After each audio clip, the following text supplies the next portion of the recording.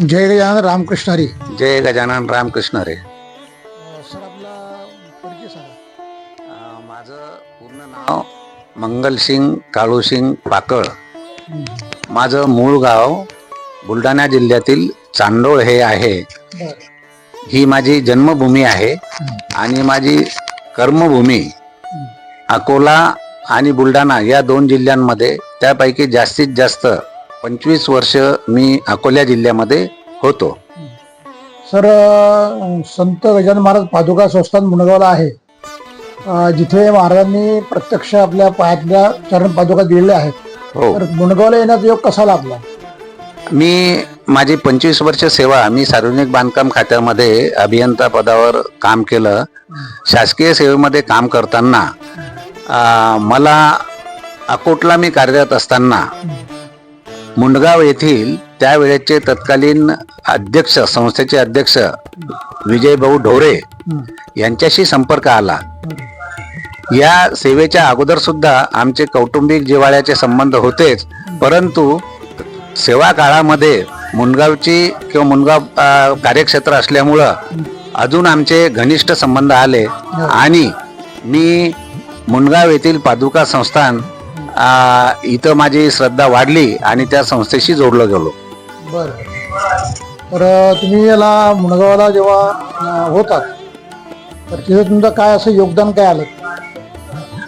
मुंडगावला आम्ही श्री संत गजानन महाराज प्रकट दिन हा जो वर्षातून एकदा येते, तर दरवर्षी तिथं जो एक मोठा भंडारा आयोजित केला जाते, त्या भंडाऱ्याला आम्ही दरवर्षी आमच्या परीनं मिष्टान्नाचं योगदान देऊन त्या भंडाऱ्यामध्ये महाप्रसादासाठी आम्ही तिथं हजर राहायचो आणि आमच्या हातून ती सेवा घडायची.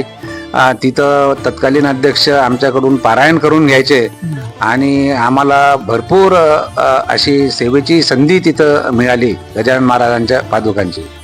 सर पादुका तुमच्या घरी आज आल्यात, जे किती वर्षापासून इथे येतात? आता हे आमचं 3रं वर्ष आहे.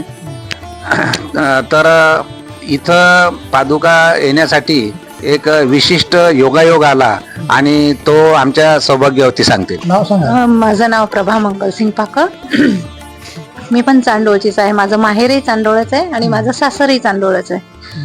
आता पादुका घरी येणं हे आमचं म्हणजे आमची दोघांची खूप इच्छा होती. आमचं बऱ्याच वेळेस असं ठरलं सुद्धा, चर्चा सुद्धा झाली की आपल्याकडे पादुका यायला पाहिजे, पादुका यायला पाहिजे. हे मला नेहमी म्हणायचे, पण ही मनातल्या मनात माझी पण इच्छा होती. मग एकदा असंच दादांचा यांचा फोन आला की बाबा आपल्याकडे पादुका येत आहेत म्हणून. मग तो क्षण आमच्यासाठी खूप अविस्मरणीय क्षण होता. तर तुमच्याकडे पादुका आल्या असताना तुम्हाला असं काय वाटते? सर्व मंडळी, भक्त मंडळी यांना बघून, महाराजांची स्मृती जे भक्त आहे ते भक्त बघून तुम्हाला काय वाटते? तो क्षण आमच्यासाठी अतिशय आनंदाचा असतो. साक्षात परमेश्वर आमच्या घरी येतात. मला म्हणजे वैयक्तिक जोपर्यंत घरी असतात महाराज, तोपर्यंत मला माझं स्वतःच वाटत असते की मी काहीतरी मागच्या जन्मात म्हणा की या जन्मात म्हणा, मी काहीतरी खूप पुण्यकर्म केलेले आहेत की महाराजांचे चरण माझ्या घरी लागतात. संतांचं असं आहे, पुण्य फळले बहुता दिसा, भाग्य उदयाचा ठसा, झालो सन्मुख तो कैसा, संत चरण पाव. म्हणजे संतांची चरण आपल्याकडे कशी येत नाहीत, तेव्हा पुण्य फळाला येते. आणि मग आजी फिरले माझे कोडे, बहुता जन्माचे साकडे, कोंदाडले पुढे परब्रह्म सावळे. असं तुम्ही अशा प्रकारे महाराज तुमच्याकडे आले. हे तुमचं कुटुंबाचं परम भाग्य आहे.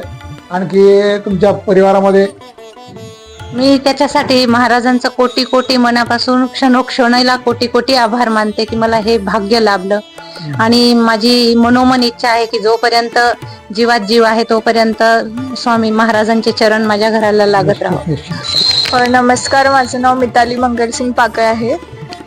मी यांची तिसरी म्हणजे पहिली मुलगी आणि तिसरी आहे घरात आणि सगळ्यात लहान आहे.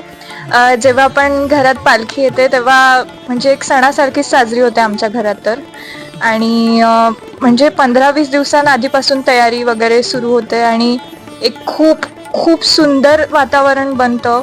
सकाळी सगळे लवकर उठतात, खूप मज्जा येते सगळ्यांना आम्हाला आणि एकदम आनंदात साजरी होते पालखीचा दिवस. आणि यावेळेस तर आम्ही जास्त आनंदी आहोत कारण की जास्त वेळपर्यंत थांबणार आहे यावर्षी पालखी. काय सुरू आहे, शिक्षण चालू आहे, काय झालं? माझं MBBS सध्या शेवटचं वर्ष सुरू आहे, म्हणजे इंटर्नशिप सुरू आहे. 4 वर्ष पूर्ण झालेत. नमस्कार, मी मोठा मुलगा कुणाल. आजचा दिवस म्हणजे एकदम दिवाळीनंतरचा सगळ्यात महत्त्वाचा दिवस आहे आमच्यासाठी.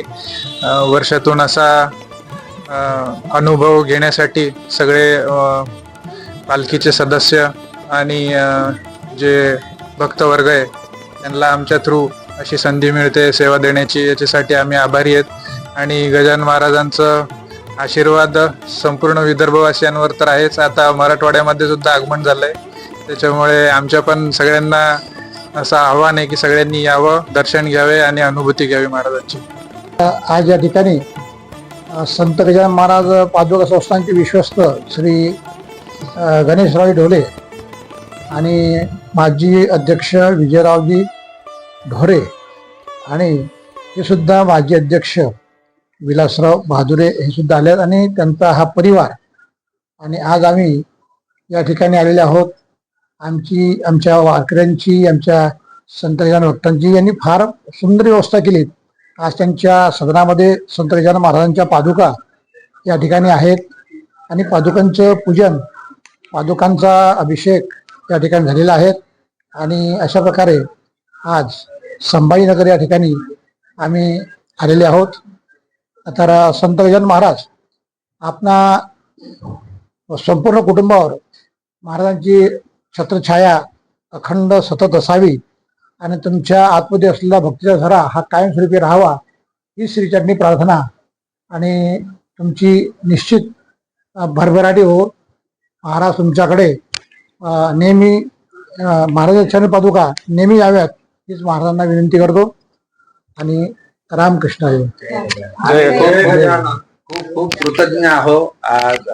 आपले श्री संत गजानन महाराज पादुका संस्थान अकोट आणि सर्व विश्वस्त मंडळाचे की त्यांनी एवढ्या मोठ्या मनानं आमच्यावर विश्वास टाकला आणि आम्हाला इथं साक्षात गजानन महाराजांची सेवा करण्याची संधी दिली. धन्यवाद.